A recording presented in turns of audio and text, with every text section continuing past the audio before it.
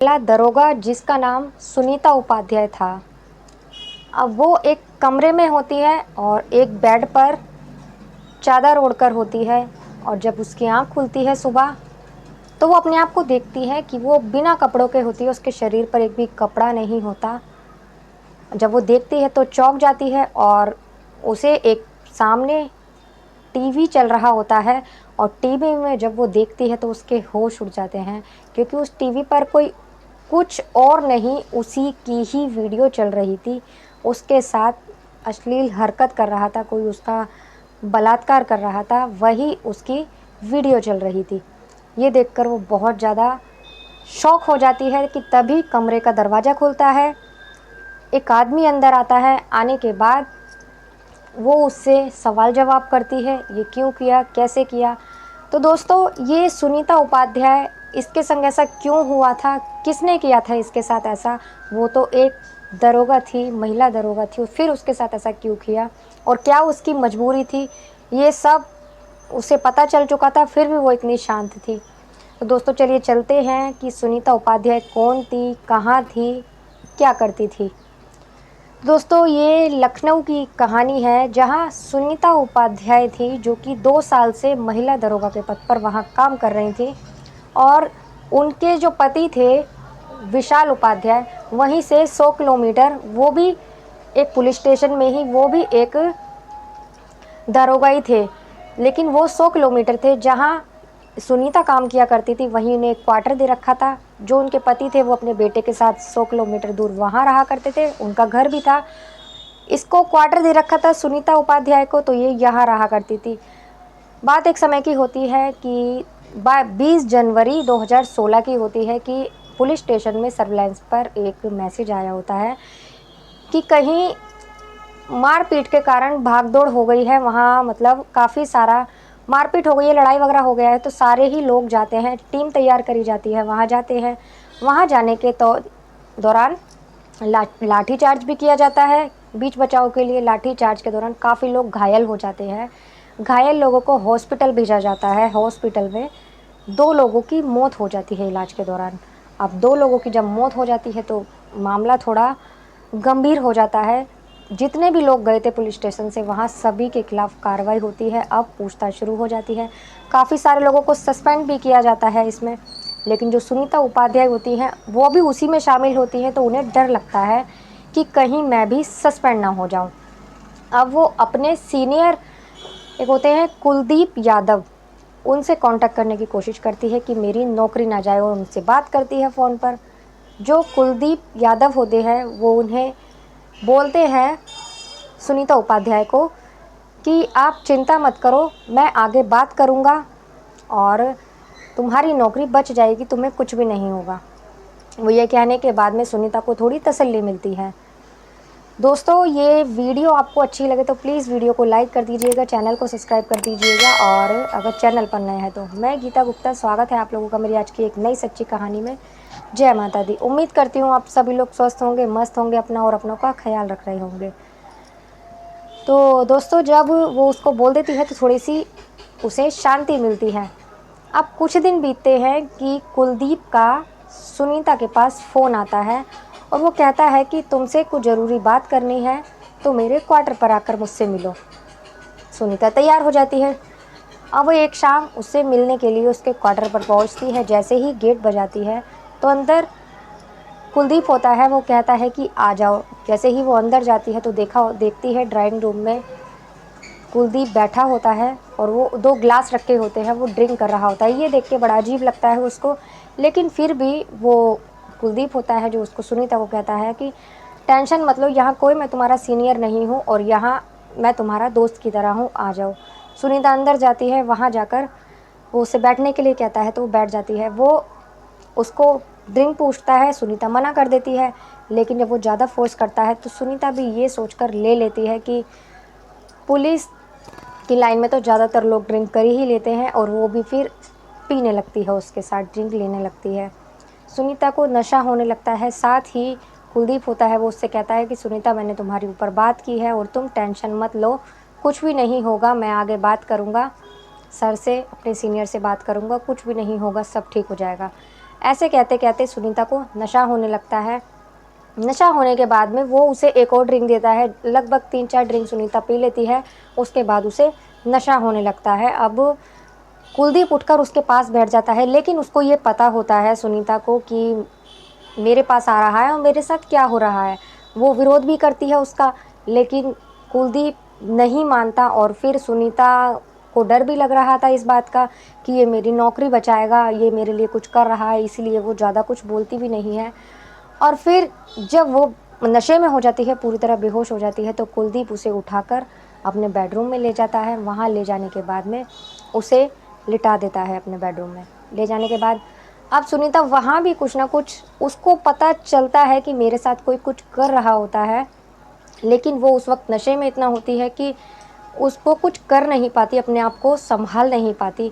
और फिर वहाँ ले जाने के बाद कुलदीप उसके कपड़े उसके शरीर से अलग कर देता है, निकाल देता है उसके कपड़े, और फिर वीडियो भी बनाने लगता है और उसके साथ शारीरिक संबंध बनाता है। बनाने के बाद उसकी वीडियो चला लेता है और फिर दोनों ही नशे में होते हैं, तो संबंध बनाते बनाते कब उसको नींद आ जाती है, दोनों सो जाते हैं। सोने के बाद सुबह जब उसकी आँख खुलती है, सुनीता की आँख खुलने के बाद वो देखती है खुद को कि उसके शरीर पर एक भी कपड़ा नहीं होता। उसे फिर वो याद करने लगती है रात की बात कि मैं ड्रिंक कर रही थी, तो उसे सब कुछ याद आता है। उसके बाद वो सामने देखती है तो एलईडी में उसकी वीडियो चल रही है जो कि उसी ने बनाई थी, कुलदीप ने। तो वो समझ जाती है कि मेरे संग ऐसा ऐसा हुआ है। इतने में ही कुलदीप दरवाज़ा खोलता है, अंदर आता है। तो जो सुनीता होती है वो उसको बोलती है कि तुम सर आपने ये सब क्या किया मेरे साथ, और फिर ऐसा किया तो आपने वीडियो भी बना ली मेरी। ऐसा कहने के बाद वो उसको कहता है ये तो मैंने सिर्फ ऐसे ही बना ली है कि जब भी तुम्हारी याद आएगी या मेरा एंजॉय करने के लिए मैं इसे देख लिया करूँगा। ऐसा कहने के बाद उसे गुस्सा आता है, लेकिन वो कुछ नहीं कहती, वहाँ से अपने कपड़े पहनकर निकल जाती है।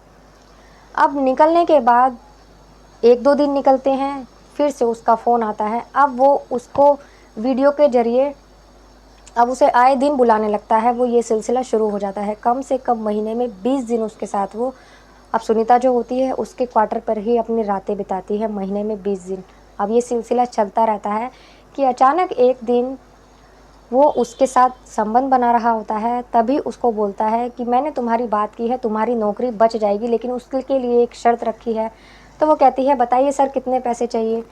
तो वो कहता है इसमें पैसों की थोड़ी ना ज़रूरत है, तुम्हारे पास तो खुद अनमोल चीज़ है, तुम तो पैसों की तो बात ही नहीं है। तो वो कहती है क्या हुआ सर, क्या चाहिए मेरी नौकरी बचाने के लिए। तो वो कहता है जो मेरे सीनियर हैं जिससे तुम्हारी नौकरी बचाने की बात की है, वही करना है तुम्हें उनके साथ जो मेरे साथ अभी कर रही हो।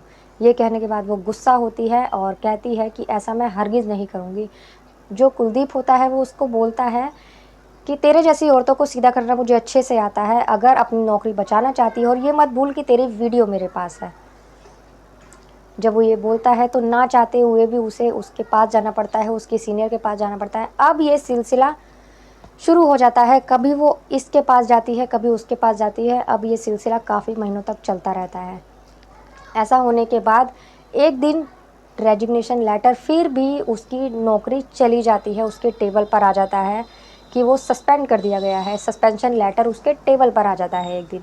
ये देखने के बाद अब उसे बहुत ज़्यादा गुस्सा आता है और वो सीधी उसके कैबिन में जाती है। उसके जाने के बाद अपना रेजिग्नेशन लेटर उसके टेबल पर फेंकती है और ज़ोर ज़ोर से चिल्लाने लगती है कि तुमने इतने दिनों तक मेरा शोषण किया, मुझे मतलब मेरे साथ गलत किया, और उसके बाद भी मेरा रेजिग्नेशन लेटर तुमने दूसरों से भी मेरी मेरी इज्जत ख़राब कर दी तुमने। और उसके बाद भी अब जो बाकी के लोग थे वो सब सुनने लगते हैं उसकी बातें बड़ी गौर से।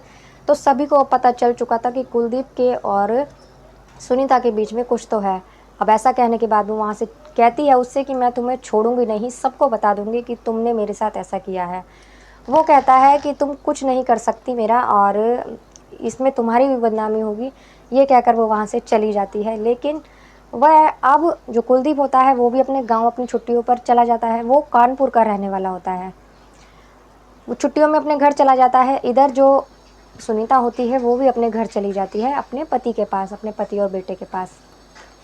लेकिन 1-2 दिन बाद ही पुलिस स्टेशन में एक आदमी आता है जो पूछता है, सुनीता के बारे में ही पूछता है। जब पुलिस वाले वहाँ की जो कांस्टेबल होती है वो बोलती है कि ये कौन है आपकी और आप कौन हैं इनके, तो वो कहता है कि मैं विशाल उपाध्याय हूँ, सुनीता का पति। तो वो कहती है कि ऐसी-ऐसी बात है और वो तो छुट्टियों पर अपने घर चली गई हैं। तो वो कहता है कि वो तो घर पहुँची ही नहीं है। जब ऐसा कहता है तो वो पुलिस कांस्टेबल थी, उसको सब कुछ पता चल चुका था कि सुनीता और कुलदीप के बीच में कुछ चल रहा है। वहाँ कोई नहीं होता, इसीलिए वो धीरे से उसको बोलती है कि मैं आपकी मदद करना चाहती हूँ और ऐसी-ऐसी बात है। वो सारी बात उसको बता देती है। उसको बताने के बाद वो बता देती है कि कुलदीप का ही इसमें हाथ है और कुलदीप ने ऐसे-ऐसे आपकी पत्नी के साथ ऐसा किया था। अब जो कांस्टेबल वो जो विशाल उपाध्याय होता है, वो भी एक पुलिसकर्मी था, तो इसीलिए वो अब उसकी कंप्लेंट करवाता है, उसकी कुलदीप की कंप्लेंट लिखवाता है और उसकी कंप्लेंट लिख भी ली जाती है क्योंकि वो खुद एक इंस्पेक्टर था। अब कंप्लेंट लिखवाने के बाद में पुलिस तैनात की जाती है और वो खुद भी जाता है। उसके घर जाकर कुलदीप को अरेस्ट कर लिया जाता है। अरेस्ट करने के बाद में उसे यहीं पुलिस स्टेशन लाया जाता है, लखनऊ में। लाने के बाद उससे पूछताछ की जाती है। काफ़ी देर तक वो बातों को घुमाता रहता है, लेकिन फिर बहुत जल्दी वो सच उगल देता है और कहता है कि मैं अपने घर पर था, छुट्टियों में गया हुआ था कि तभी मेरे पास उसका फ़ोन आता है, सुनीता का फ़ोन आता है और वो मुझे कहती है कि मैं तुम्हारे बच्चे की माँ बनने वाली हूँ, मैं प्रेग्नेंट हूँ। और जब मैं उससे कहता हूँ अबॉर्शन करवाने की तो वो नहीं मानती और तो और मुझे धमकी देती है कि इस बच्चे के ज़रिए मैं तुम्हारी सच्चाई सबको बताऊँगी। कह रहा तो मैंने गुस्सा ना करते हुए उसे प्यार से बात की और उसे पूरी तरह शीशे में उतार लिया प्यार से बातें कर। मैं उसे यहीं पर कानपुर में बुलाता हूँ उसे मिलने के लिए। एक सुनसान इलाके पर मैंने उसे बुलाया। जब वो मेरे से मिलने आई तो मैंने उसे अपने साथ अपनी गाड़ी में बिठाया। गाड़ी में बिठाने के बाद हम दोनों जा रहे थे गाड़ी में बैठकर, तभी हमारी बहसबाजी हो जाती है। बहसबाजी होने के बाद मैं उसका गला घोंट देता हूँ। गला घोंटने के बाद में उसे नहर में फेंक देता हूँ। फेंकने के मतलब नदी में फेंक देता हूँ। फेंकने के बाद वहाँ से अपने घर चला जाता हूँ। ये कहने के बाद में उसे गिरफ़्तार कर लिया जाता है और उसे जेल भेज दिया जाता है। तभी उसी नदी में बॉडी ढूँढी जाती है, तलाश गोताखोरों को भेजा जाता है, जो कि सुनीता उपाध्याय की बॉडी मिल जाती है। मिलने के बाद पोस्टमार्टम किया जाता है तो साबित हो जाता है कि गला घोंटने से हत्या हुई है। बॉडी उसके पति को सौंप दी जाती है, विशाल उपाध्याय को।